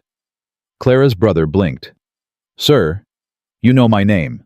I know your name, Mr. Hayes, because your name is on 4 pieces of paper in this folder, and I have read every one of them twice on the ride out here." Ethan stepped back from the door. "Come inside, Judge. Sheriff, Mrs. Doyle, coffee, please." "Yes, sir." They sat down in the front room. The judge laid his portfolio on the low table. He did not open it right away. Sheriff Kearney stood by the window with his thumbs in his belt and did not sit. Sheriff Kearney never sat on a call of business. It was a thing he was known for.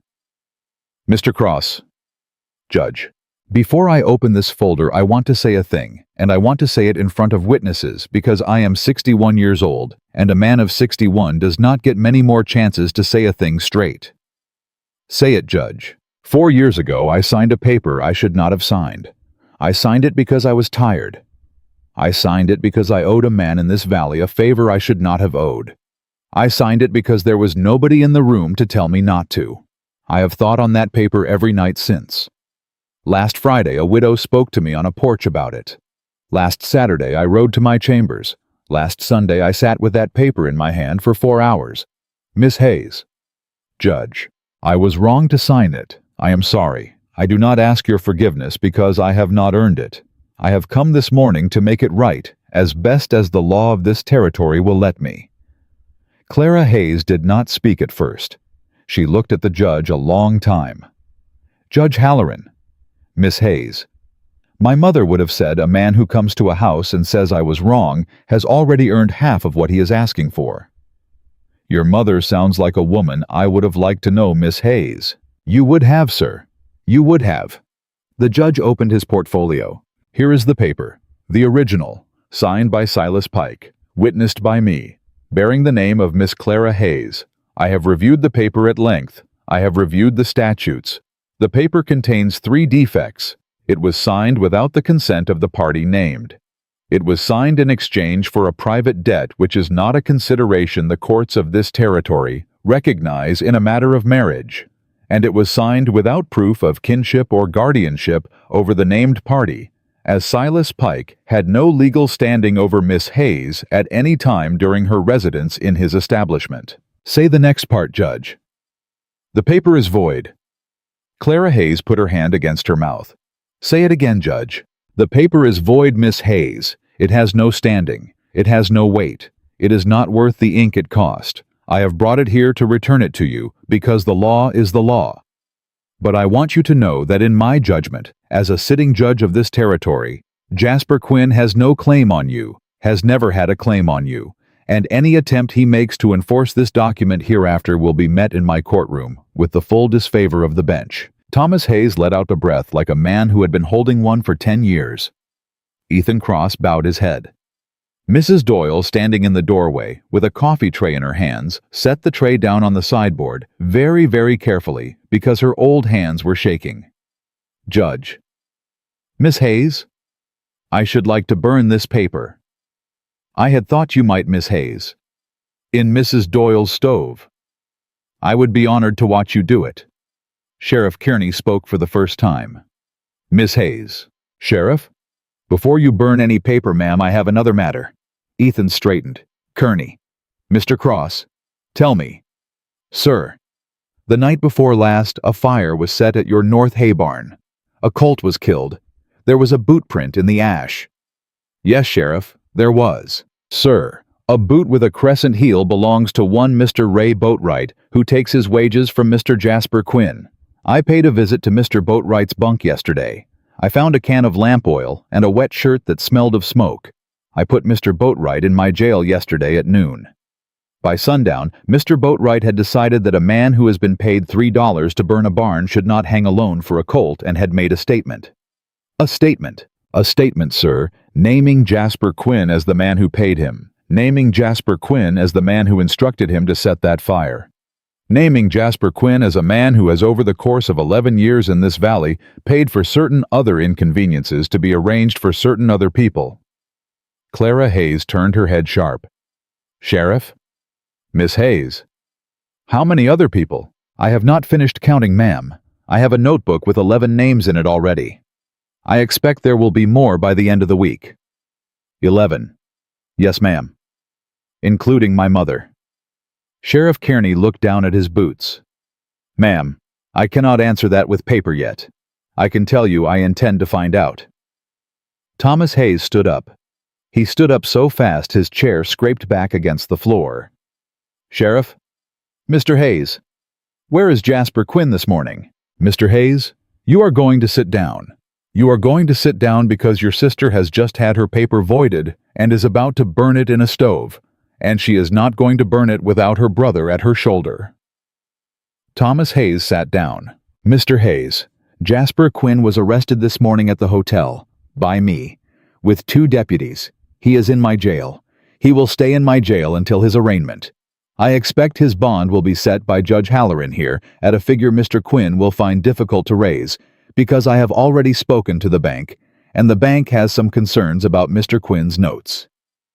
Halloran. Sheriff. You concur with my estimate of the bond. I concur, Sheriff. I concur most heartily. Ethan Cross looked at the judge. The judge looked at Ethan. Mr. Cross? Judge.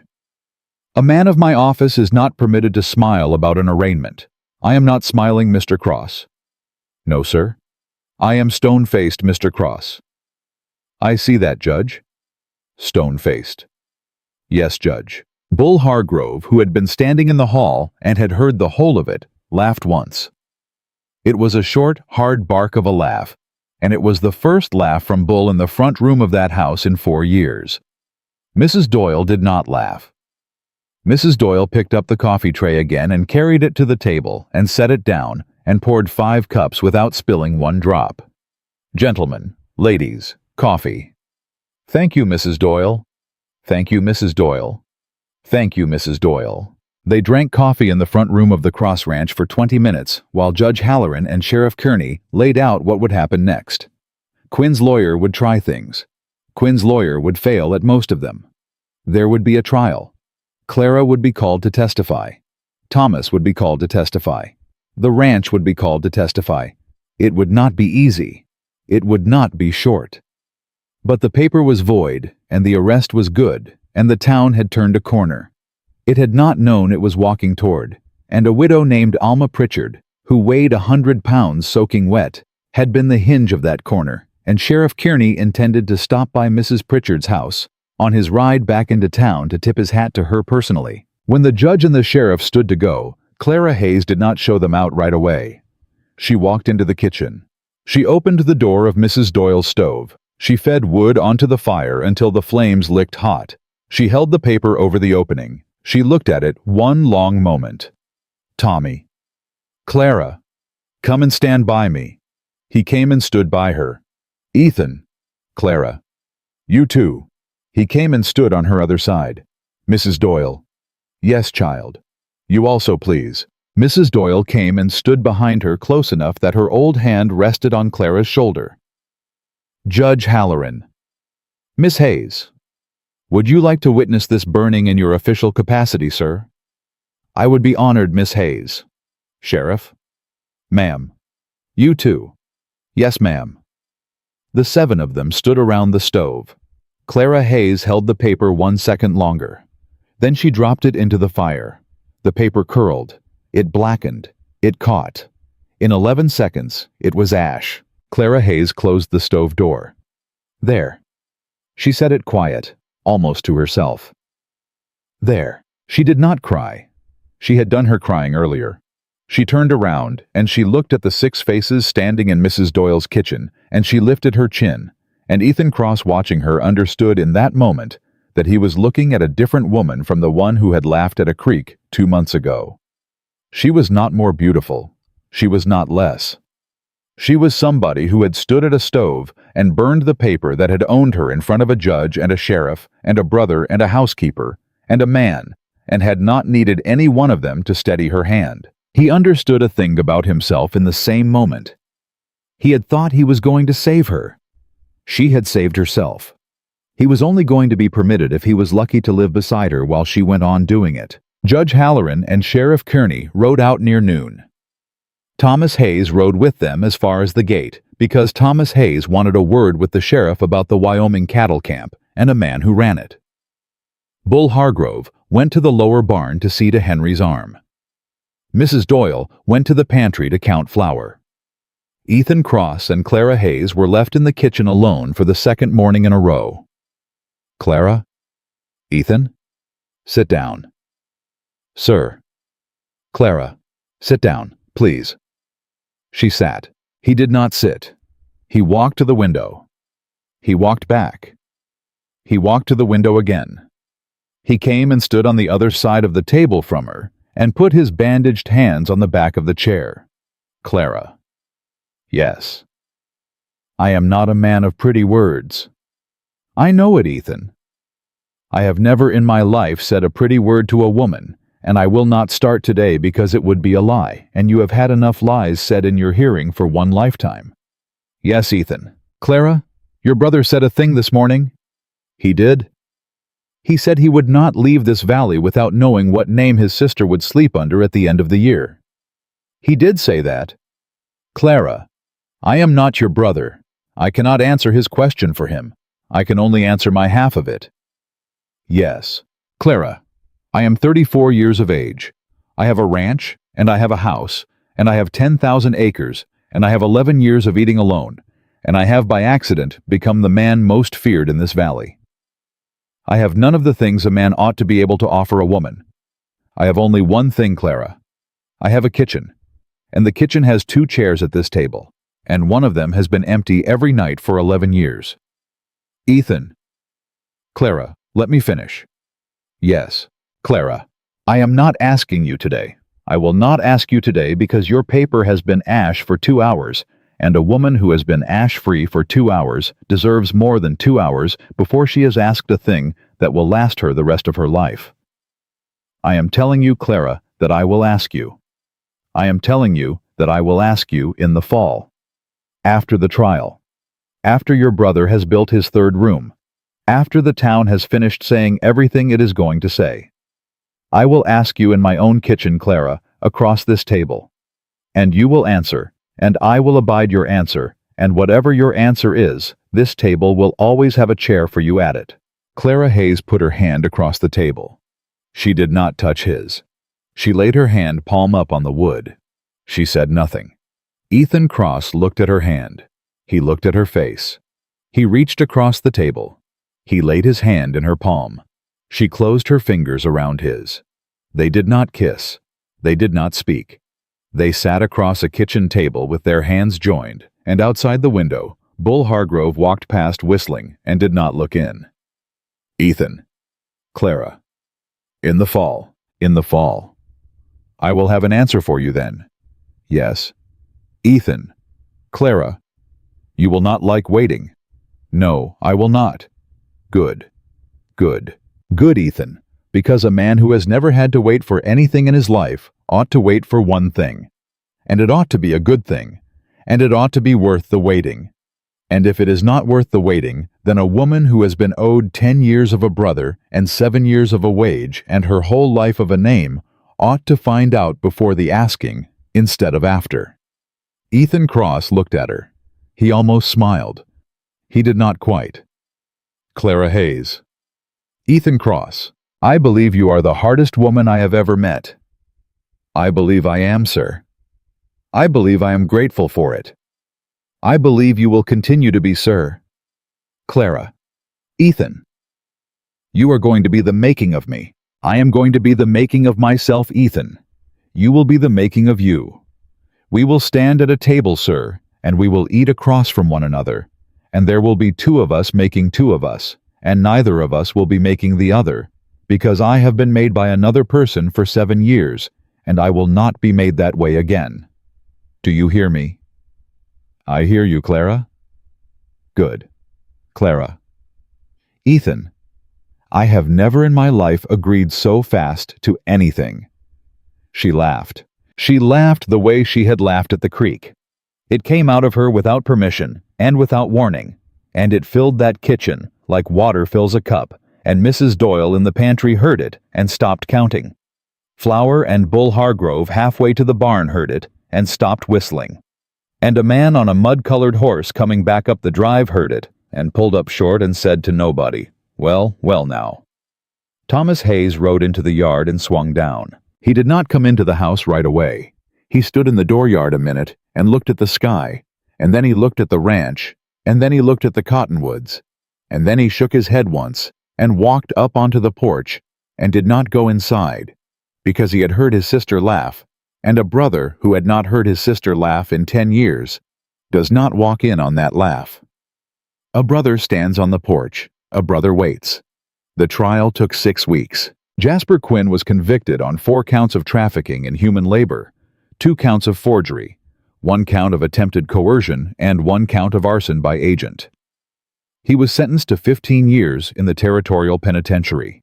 His lawyer appealed. The appeal was denied. Silas Pike was convicted of complicity and sentenced to 2 years and forfeiture of his store.